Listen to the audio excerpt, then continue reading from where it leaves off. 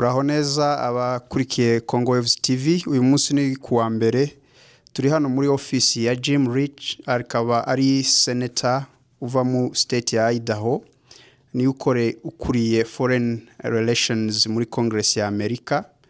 Twaje kugaragaza akababaro kacu ku bwicanyi bukorerwa abanyamurenge ndetse n'abatutsi muri rusange muri Congo. Murabizi ko indege zitagira abadereva zitwa drone zirwa zica abantu buri munsi.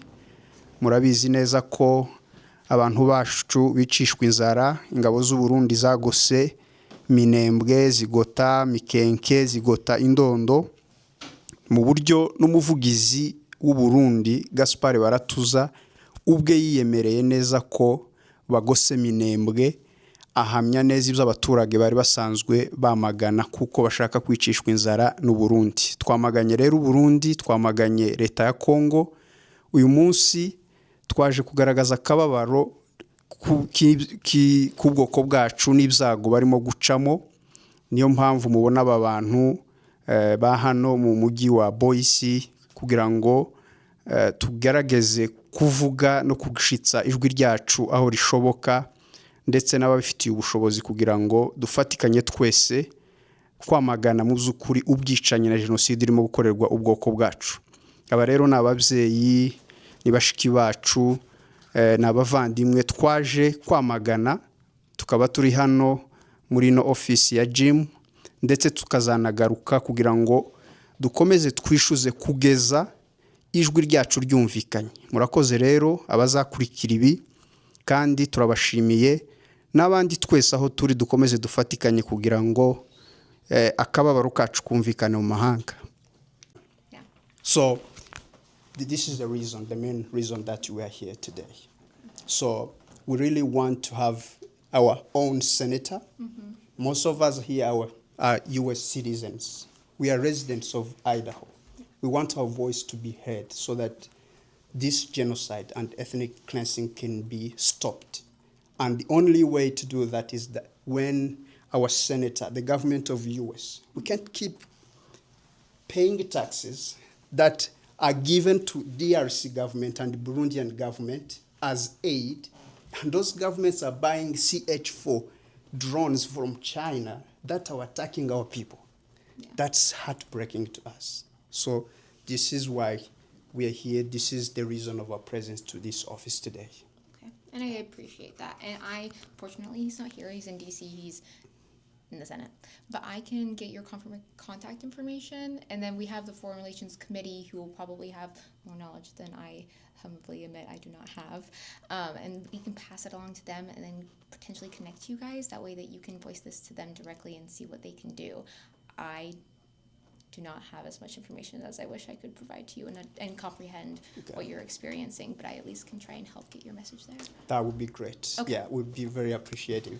We've given a letter to the receptionist, and our contact is there on that letter.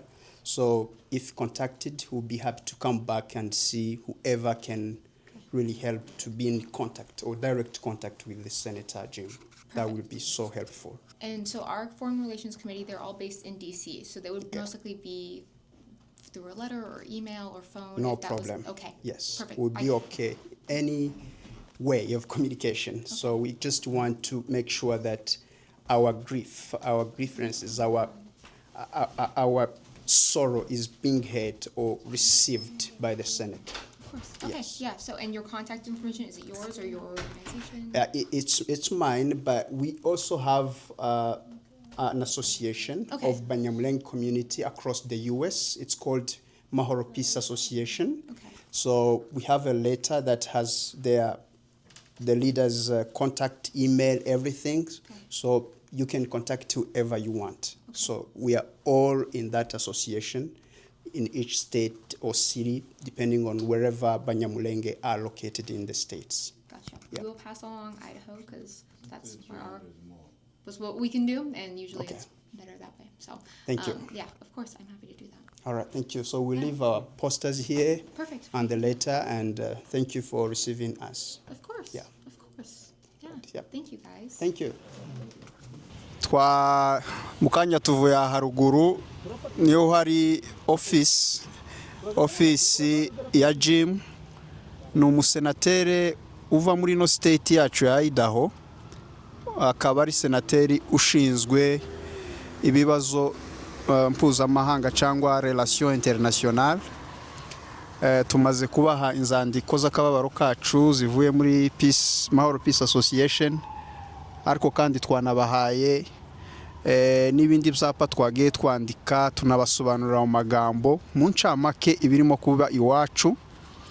Rero aba bantu twagendanye buri wese afite icyo ashobora kuvuga, ariko kudufate nk'abantu babiri batatu kugira ngo bagaragaze batubwire impamvu turi hano ndetse n'akababaro bafite katumye bazinduka kureba bano bayobozi. Reka twumve rero uyu muntu uri imbere yacu atwibwire, hanyuma atubwire n'impamvu turi hano. Amazina yanjye nitwa Rukarisha Alex. Ikinzanye hano twaje kwamagana ubwicanyi bukorerwa bene wacu batuye mu misozi ya Minembwe.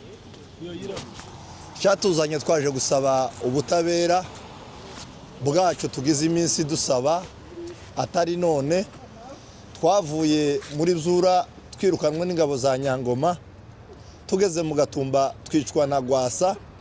Uyu munsi ko turicwa n'ingabo z'abarundi, rero nicyo cyatuzinduye hano kugira ngo tuze kwamagana iryo gicwa ry'ababyeyi bacu bahabagwa mu misozi ya Minembwe, ko baricwa mu nzira zose.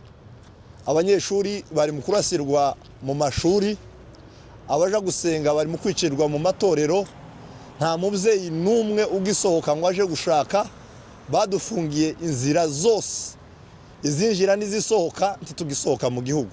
Niko kababaro rero katuzinduye hano kugira ngo twamagane ingabo z'u Burundi hamwe n'ubufatanye bwa Kongo, zose biri kumwe kugira ngo bitwice. Hariho mayi, hariho CNDD, FDD, hariho FDLR, hakaba n'ingabo za Kongo ndetse n'ingabo z'u Burundi. Murakoze cyane. Yego.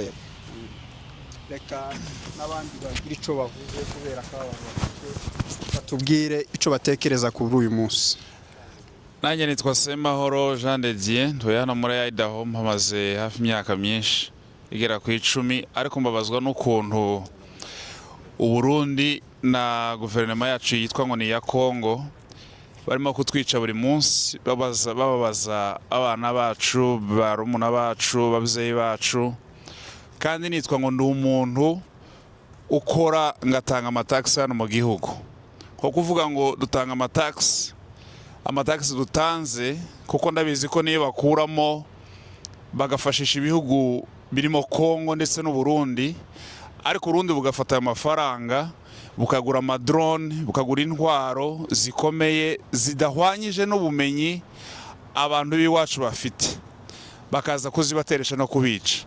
Rero biratubabaje cyane kandi bikomeje kutubabaza cyane kuvuga ngo turimo turakorera igihugu nk'abantu batuye mu gihugu, igihugu turimo gukorera dutanga imbaraga zacu, akaba aricyo gihugu gitanga kandi ubushobozi cyangwa se finance mu gihugu cy'u Burundi na Kongo kugira ngo bashe kwica bene wacu.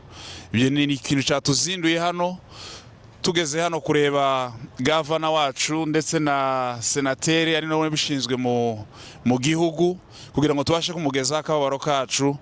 Ejo n'ejo bundi ibintu bigomba guhagarara, kuko si ukuvuga ngo n'ejo bundi, ahubwo bihere none, yaba abarundi basubira iwabo, natwe muri Kongo tuguma iwacu turi amahoro. Murakoze cyane.